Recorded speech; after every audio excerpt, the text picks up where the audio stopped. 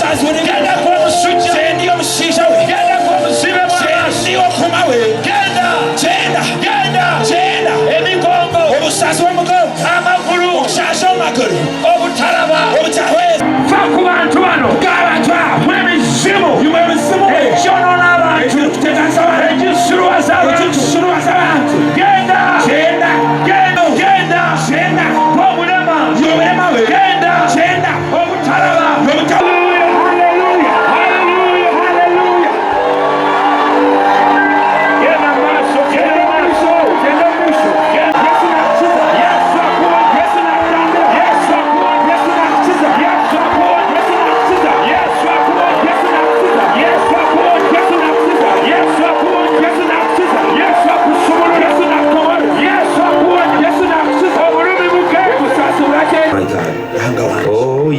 deserve the glory and the honor. Lord, we lift our hands in worship as we praise you.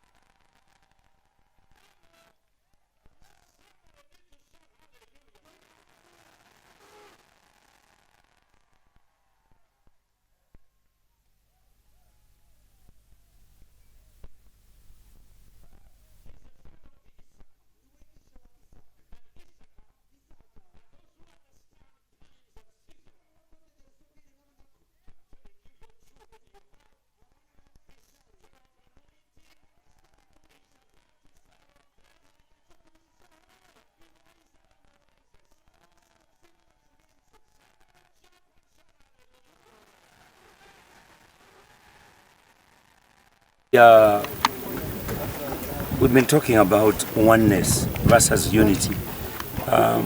Since the Church of Jesus Christ was started, people have been trying to put Christians in unity, or people in unity. Something that has issues.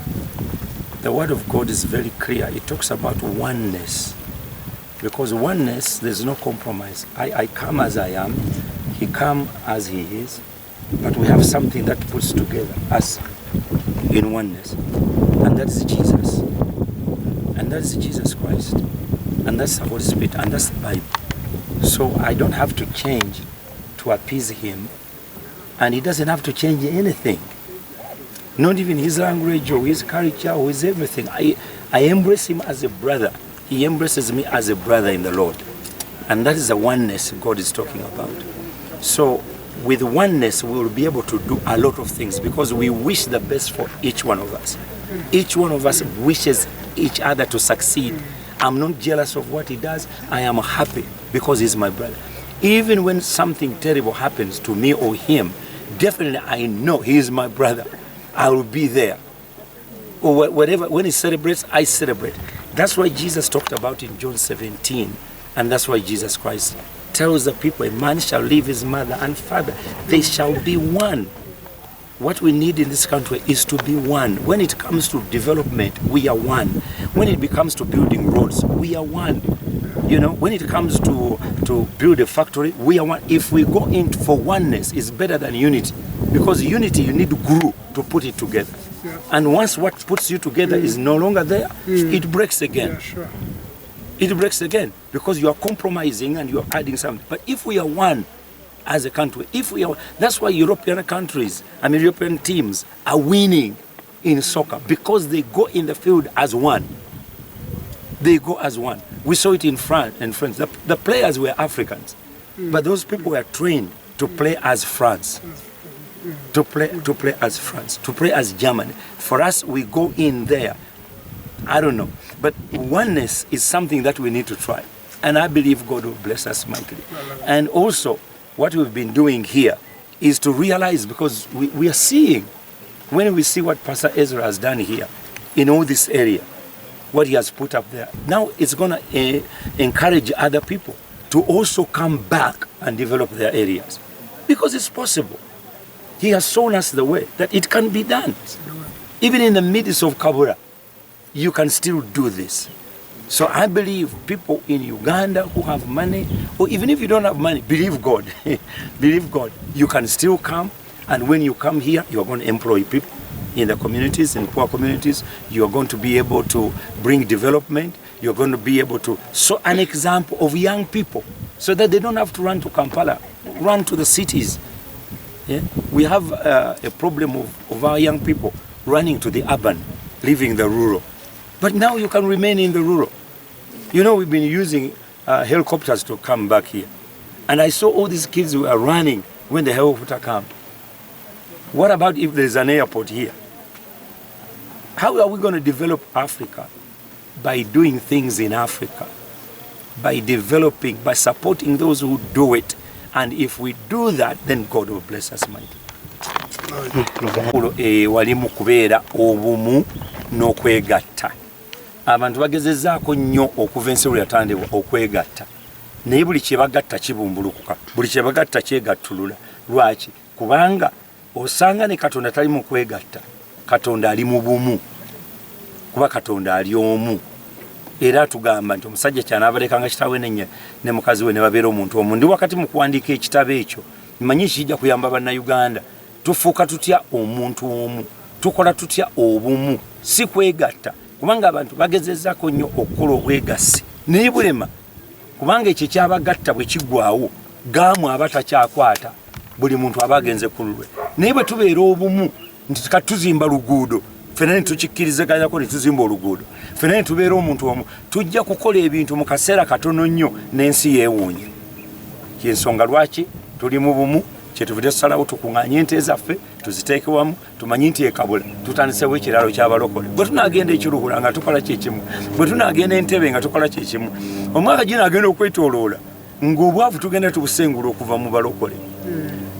Katukozese bye tulina tuwe abavubuka emirimu, kubanga ekiraalo kyetaaga akijjanjaba omusawo, kyetaaga omulaalo, kyetaaga avuga amata n'agatwala.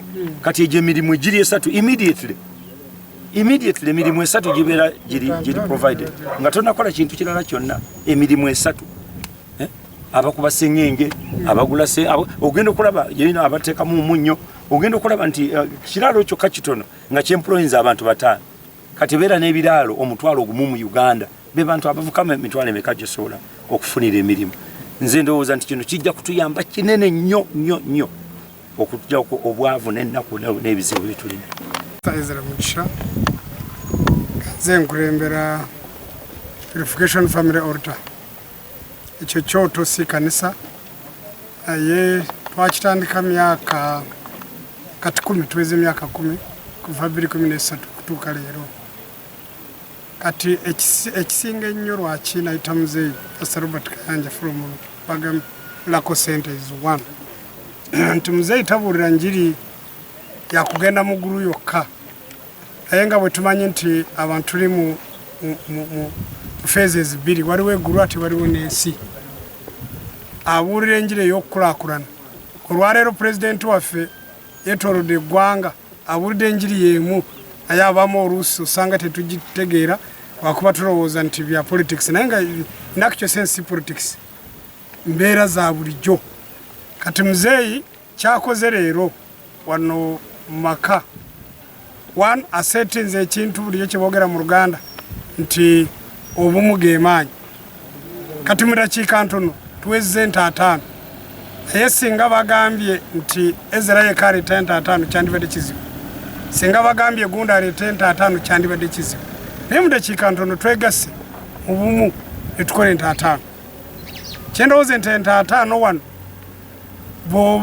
bw'ogenda okwetoolera mwaka gumu ojja kwewuunya wano ojja kusangawo ekiraalo kyotayinza kukkiriza mu myaka 2 mu myaka 3 kati ffe tubala kyoto nti tumaze emyaka 10 naye mu myaka 10 nga si kyamwoyo kyokka ogenda mu byombiri singa twatandika bwe tusinga tuliwa so nze ngamba nze kyatukoledde olwaleero sampling gyatukozeemu etulaze nti it is doable kisoboka era kikoleka kati ng'abalokole tuveemu kiri endowooza ebadde erowooza nti fe abalokole tulina kugira mwoyo gwokka tulinde eggulu ng'abagenda okufa naye nga n'olubuto lwagala biseera bya covid bagala abantu ne babasibira mu mayumba embeera ye yaliwo naye embuto tebaziggala zasigala zaagala kulya naye kati awatali kulya omalako kati olwaleero ekireetedde abantu n'okwekiriranya si kirala olubuto olukwekiriranyisa nga